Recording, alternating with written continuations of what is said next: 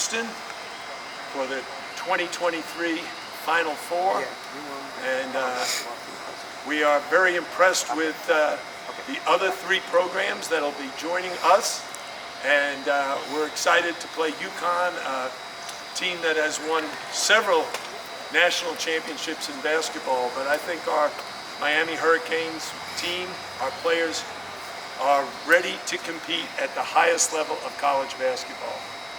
Jim, before you guys left for the tournament a few weeks ago, your message was to have fun. What's the message now at this stage? Have more fun. Yeah, I think, basketball is a game and you want to enjoy it. You don't want to put a lot of pressure on yourself and be all stressed out. It's very hard to play when you're uptight and you're worried about maybe the score or the opponent. You really have to execute the game plan, and that means every player doing their job, executing their role. We've been able to do that so far, and hopefully we'll do it on Saturday. Coach, is there anything you could take away from the last time you went, what your players can expect, the atmosphere? Yeah, I think my experience of being in a number of Final Fours is this, that the venue is very different. You're playing basketball in a football stadium. It's very, very hard to communicate. It almost feels like you're playing outdoors. So it's going to take time for our players to adjust to it, but we get a chance to practice on Thursday and Friday in the stadium, and hopefully our guys will be very, very comfortable and confident on Saturday. Can you talk about just how far the basketball program has come, being resurrected in 1985, having its own campus arena just 20 years ago, and just looking at how far it's come in the last few years? Well, when my staff and I arrived here in 2011, that was our goal, to create a tradition here of excellence. The University of Miami is a fantastic school, academically a top 50 school in the country. It's won national championships in football and baseball. So we felt that our job was to compete at the national level and hopefully for a national championship. And after 12 years, we're doing that. Coach, hold on. Michelle, you go. Thank you. Jim, can you talk about what excitement have you noticed in the community on campus? How is the buzz different from a normal week or even the start of the tournament? How has it built? What are you personally noticing? Well, I look around and we have about a dozen or 24 cameras going here. The media attention has been from start to finish. First of all, we got tremendous student support, and they cheered us on and helped us win the ACC regular season. And now we're getting more media attention, not just locally, but nationally, because of our run in the NCAA tournament. We love that, not just for our basketball program and our recruiting, but also for the university and its recruiting. We want the best students coming to the University of Miami. I want to ask a follow-up about UConn. A lot of people are picking them. They say that they have the height, they're athletic, they're tall, they have 7'2" guy, 265 pounds. What do you say? Don't pick us.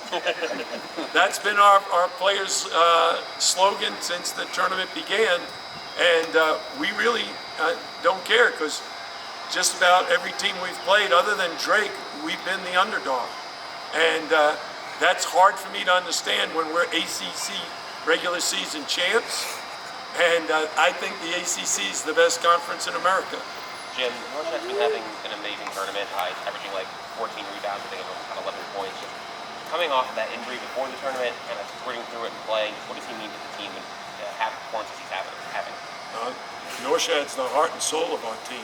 He's got unbelievable spirit, and he is such a good personality. The guys on the team love him. He's a tremendous teammate, and he's a tremendous player to coach because he works so hard at everything. Can you talk a little bit about the challenge of shooting in a dome and adjusting to that?